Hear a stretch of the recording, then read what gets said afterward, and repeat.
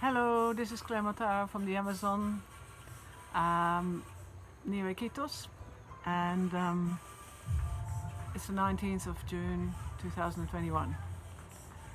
Having a tiny bit of music from Tito La Rosa, but you may not hear very much, so we'll see what happens.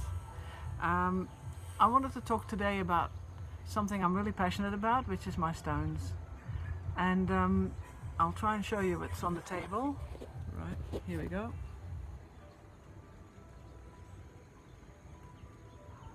Right. So yeah, my stones are really my working friends, and I want to do a little shout out to my special friends. The toronja, which is a very healing plant. I've used it a lot in the COVID time. And my special master, Meher Baba, who is my guide. And then one other thing, the ayahuasca that I work with. This is a piece of ayahuasca vine. Right, so now I'm going to talk about my stones. Put it like that, okay. Yes, so I have a lot of stones that I've collected over my lifetime, and it's possible that I started very young because of my father, who really did love stones and always took me to places and showed me stones, especially fossilized wood. So I have here some humongous pieces of fossilized wood that came out of the Amazon, and I have another piece that's even bigger still. So, what's the most special of my stones? They're all special to me. Is that going to... It's over lighting. Yeah, that's better. Right, sorry about that. Light shone out of me, something like that. Yeah, I work with my stones a lot, so I work with it in the medicine way, where I use the energies that the stones can channel. One of my most special ones is the head of my altar, and it's this one. You see how beautifully round it is, and also it is it's very smooth. This one, I was walking in the mountains in Chile with my friend Ricardo Tille, and he was showing me places near Panguipulli. It was actually up in the mountains, a little bit further up, and there were glacier rivers and creeks there. So I was walking around, and suddenly I felt a little tug, like I had to go and have a look, and I knew it was a stone that was calling me. So I ended up looking up this old creek, and it was underneath some other stones. And there it was, the perfect stone. So that came with me. It's always a bit difficult to travel with stones, but it seems to be my lot. And another one that I got in Chile, so that one was from Chile. It's a sort of a granite. It's very, very hard. This one is from the volcanoes there, near Villarrica. Volcano Villarrica. It's like pumice.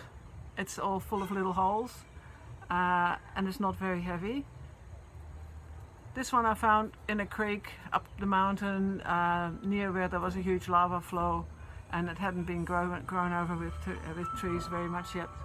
So I ended up taking it, and I always ask the environment whether I actually can take it, whether they don't mind me taking it, or whether the stone doesn't mind me removing it from that spot.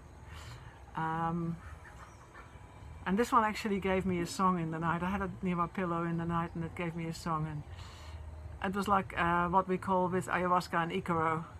So it was like a song that had something to do with the spirits that were there.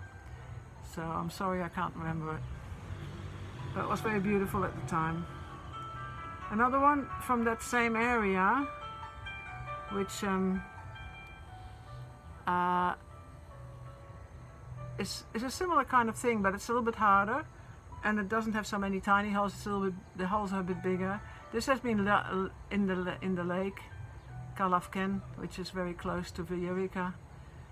Very sacred lake, very beautiful lake, and I found quite a few of those stones there, very special.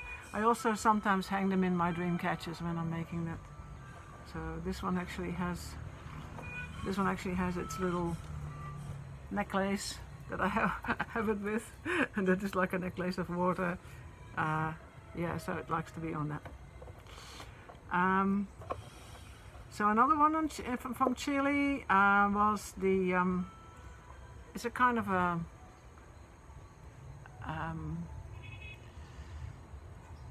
it's like a black glass. I actually found that on Villarrica, and then I went up the mountain with another person. So obsidian, I think it's called, but it's a slightly see-through obsidian. It's not completely black.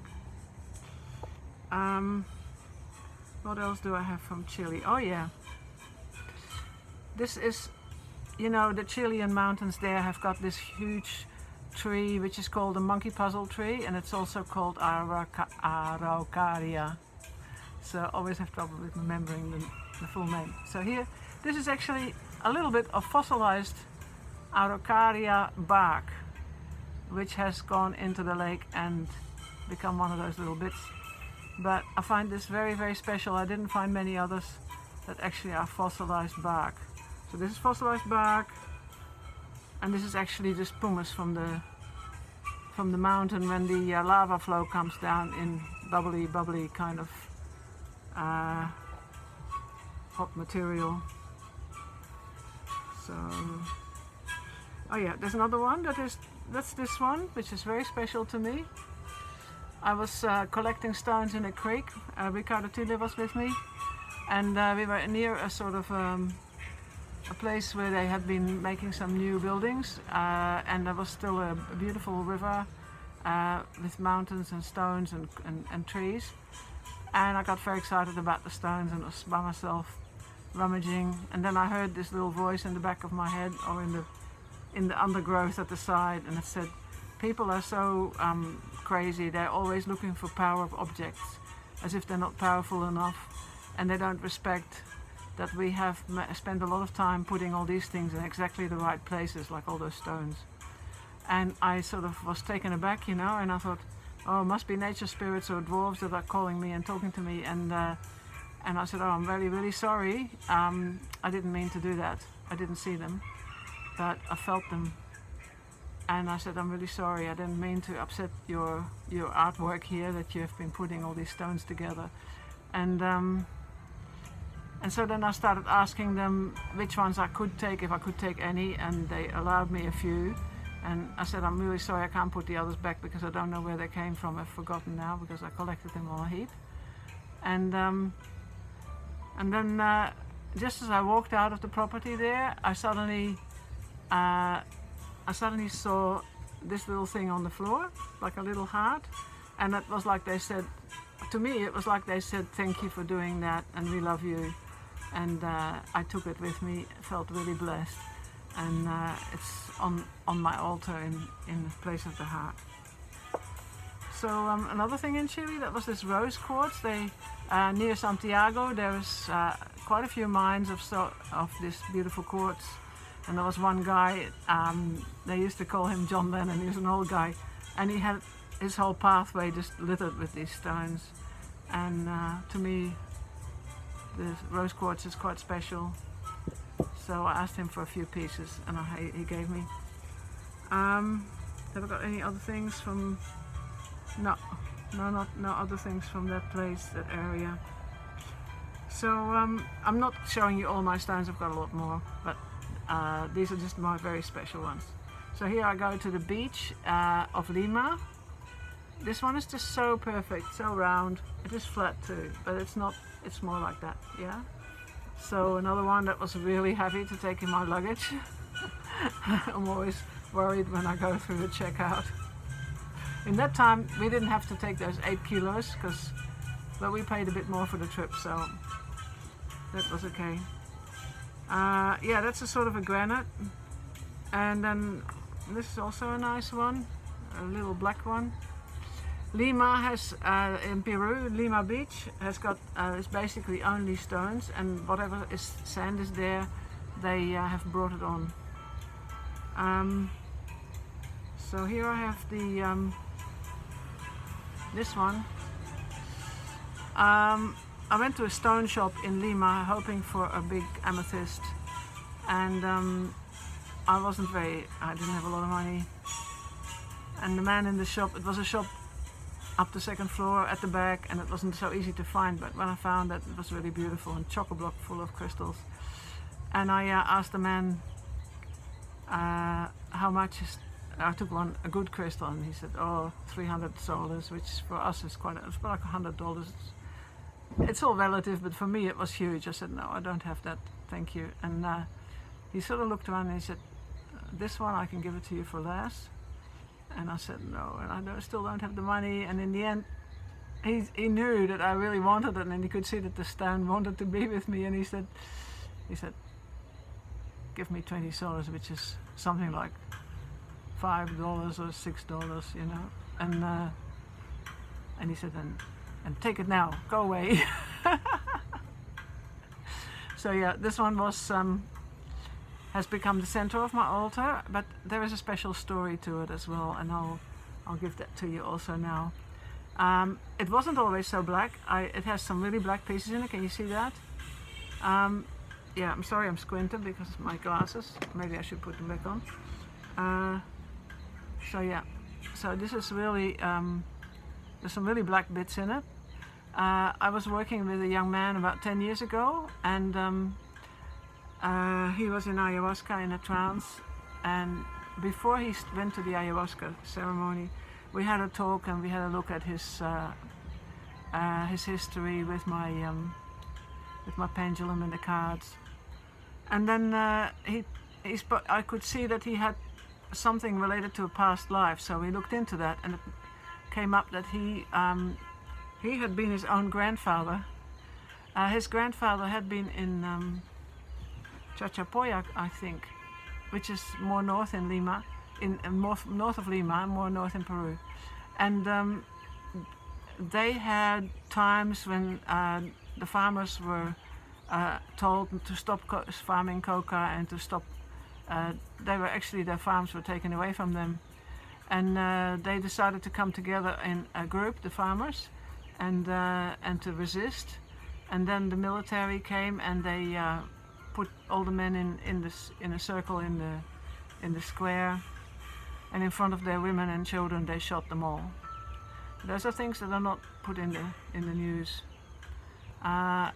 So he was actually that man that had been leading the group, and he had been shot. His daughter was 10 years old at the time, and she and her mother fled from the area and went to Lima to live in Lima. And then her son was born when the 10-year-old was then 30 or something like that. She had a child, and that child was my friend who was there. And he had come back to that woman who was earlier was his daughter, and this time she was his mother. So we looked at that, and we looked at how he felt about having been part of the shooting, and all the people that had been trusting him and had been part of the movement to try and save their land. So he worked with it all night, and in the morning, or later on at the end of the ceremony, he said to me, I don't think you can use this stone anymore, because I gave this to him. I wanted him to have the strongest, most powerful stone that I had, because what he went through was quite heavy. And ayahuasca helped to take it all out of his heart, because he was a bit of a drug addict before that, and after that he lived a much better life. So then I saw that the stone had been, all the black was in it, and I tried to bleach it out, and I tried to put it in the sun, and nothing would shift it. So anyway, I don't mind. I see it as battle scars, that we carry proudly on my altar. All right, that's enough for this moment now. Thank you for listening. Please put a like, subscribe, and leave me a comment if you like. It's always interesting. I like it. God bless. Bye-bye.